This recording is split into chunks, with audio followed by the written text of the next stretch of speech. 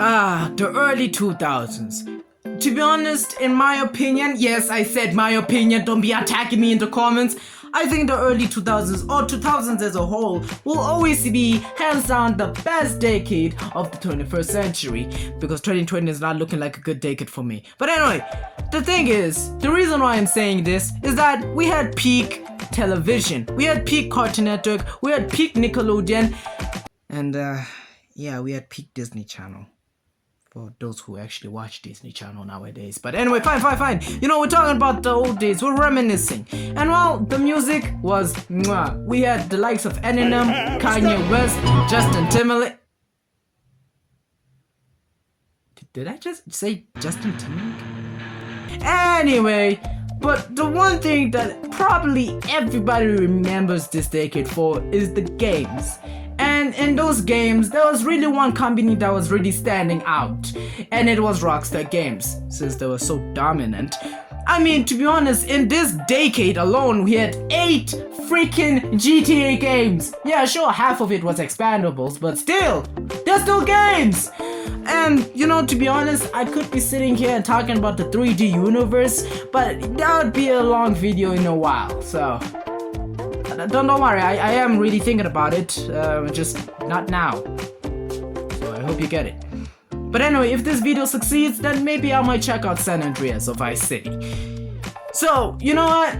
You probably saw the title, you're probably wondering, why did I say this? Well, sit back, relax, let me cook, and let's take a deep dive at why GTA 4 is not the best out of the series. On the 9th of May 2006, Peter Murray, the then vice president, revealed the logo and announced the game at the E3 2006. The trailer was later released the following year, with news stating that the game was supposed to be released in the in the 4th quarter of the year. For those who don't know what I'm talking about, I basically mean between the months of October and December. But the release was delayed to April, and on the 29th of the mentioned month, the game was released. Now, I think you can sit down and all agree that it is truly an understatement to say that this game was good and sold well, and also was huge at the time. Because on its first day, it sold 3.6 million copies and made a whopping 310 million on its first day.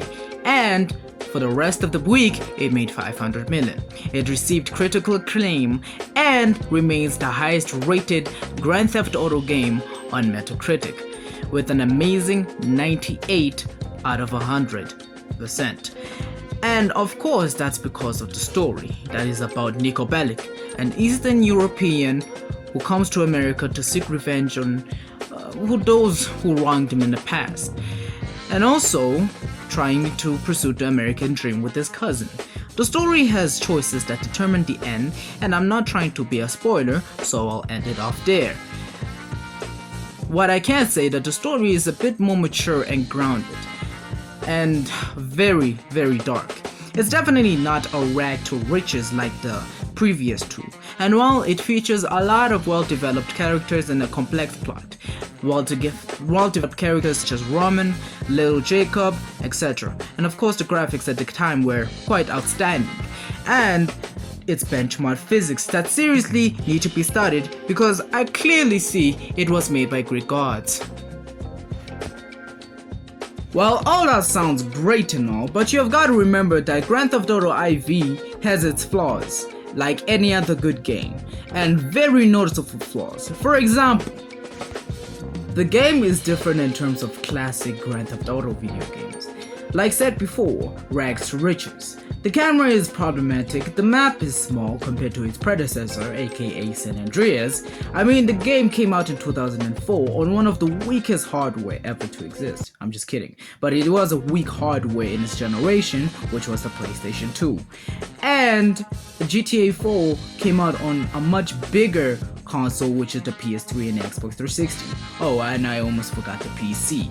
So couldn't Rockstar Games do anything grand with this metropolis city? Well, to be honest, there was a plan of implementing a countryside, but that didn't go into fruition and they scrapped it.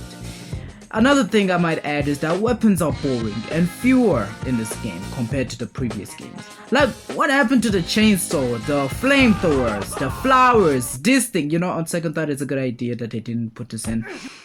But there's also a lack of side activities. I mean, bowling is fine if you want to, you know, bowl, but don't go out with Roman. Lack of humor, and well, I know everyone was waiting on this, but it's also the lack of customization. And it's not, you know, a bad thing, but I mean, to be honest, if you're gonna have street races, which is one of the few side missions you have here, you gotta do some customization. With so many beautiful cars in this game, why can't you do any customization? And there is a proof of customization here, because there's some cars that you find that are already customized, but you don't know where it has been customized. And also the fact that Nico can't even take a haircut, so you mean he's stuck with that haircut for the entire game? That is kind of a bummer in itself. But also, another obvious flaw that this game also has, it's the driving. While I think the driving is not a very bad thing in my opinion, because I've got used to it. I love the driving, I love drifting.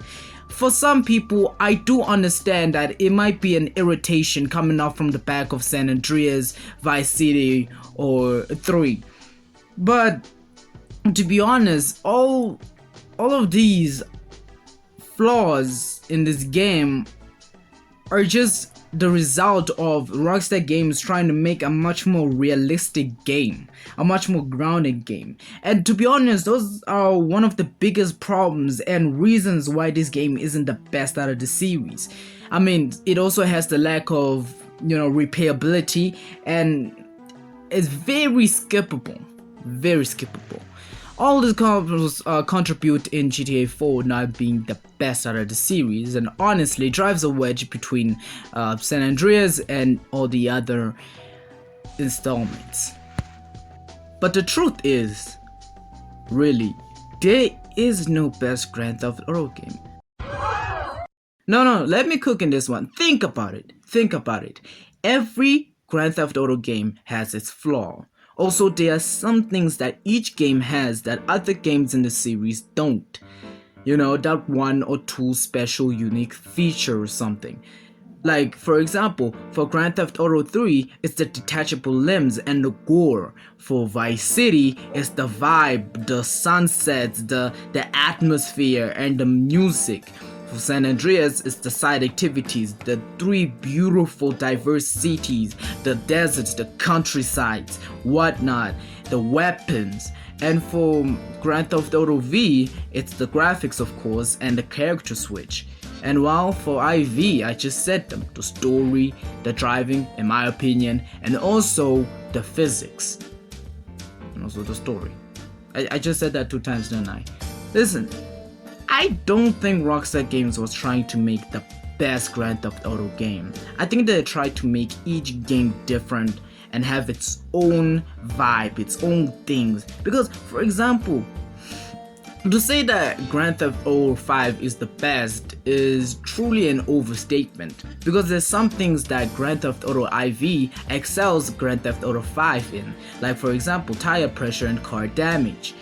And there's some things that Grand Theft San Andreas excels in, well, Grand Theft Auto IV, which is the customization, the map size, and yeah, and there's also something that Vice City excels San Andreas in, which is the music. I'm gonna be honest, bro. The music slaps in Vice City. But also, here's the thing. There is no best Grand Theft Auto game. Well, maybe until 6 comes out and just shines the world or whatever. But when it comes out, will it be the best? Will it not? I don't know. But for now, there's really none. Each game has its own special thing that might be the best in its fans' eyes, but it's not really the best objectively. So yeah, I get it. Fans, love this game and, they worship it. That's fine, but just don't argue about it. Each game has its best thing. You just don't have to argue about it all the time. Come on. Anyway, you know what? just have fun. You know, just have fun. Yeah, each game has its advantages, its disadvantages, but you know, just kind of chill, people. And I know the GTA 4 fanboys are gonna be all over me. Oh my god, bro. Oh, hell no, man. What the fuck? Okay, maybe that was out of context. But listen to me carefully. There's something that you and me, the haters and the lovers, have got to admit, is that GTA IV may not be liked, but it's also important because it's one of the first games that used the Rage engine. It's one of the first games that actually not perfected, but used the physics quite well, and also it's one of those GTA games that can be very different from the other. The story is how many times am I going to talk about the story in this video? But anyway, fine, it's a video about GTA IV, and the story is the driving force, the strong force of this game. And to be honest, this game is one of the most important games because it's so influential in the 7th generation. For God's sakes, if it wasn't so influential, okay, if you don't think it's so influential, then why the heck did they have 2 expansion packs, The Lost and Damned and the Ballads of Gay Tony, if it wasn't so influential, if it wasn't so important?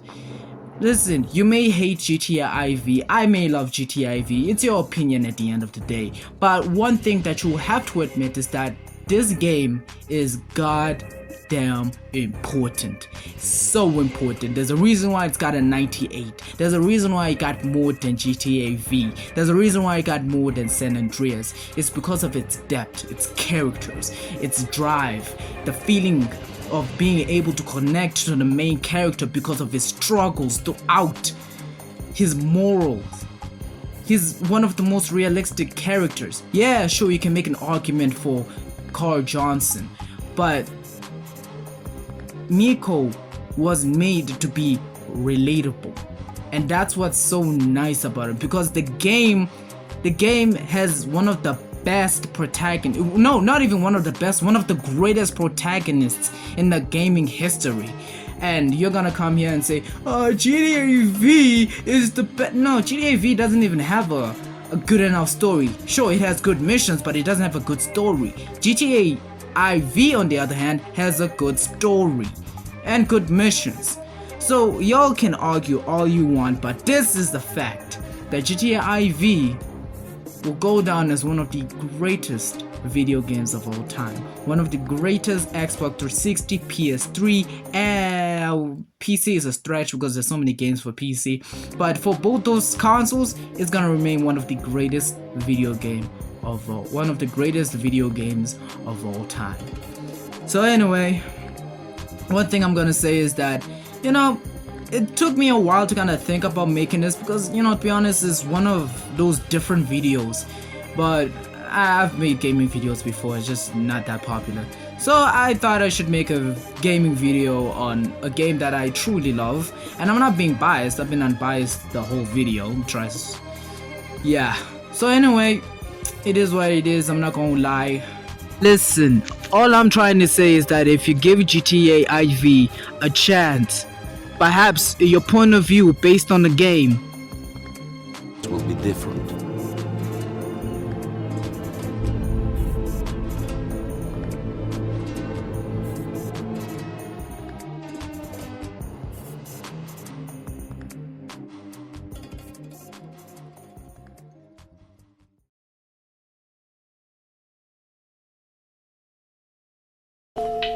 Tempted, taking the bait.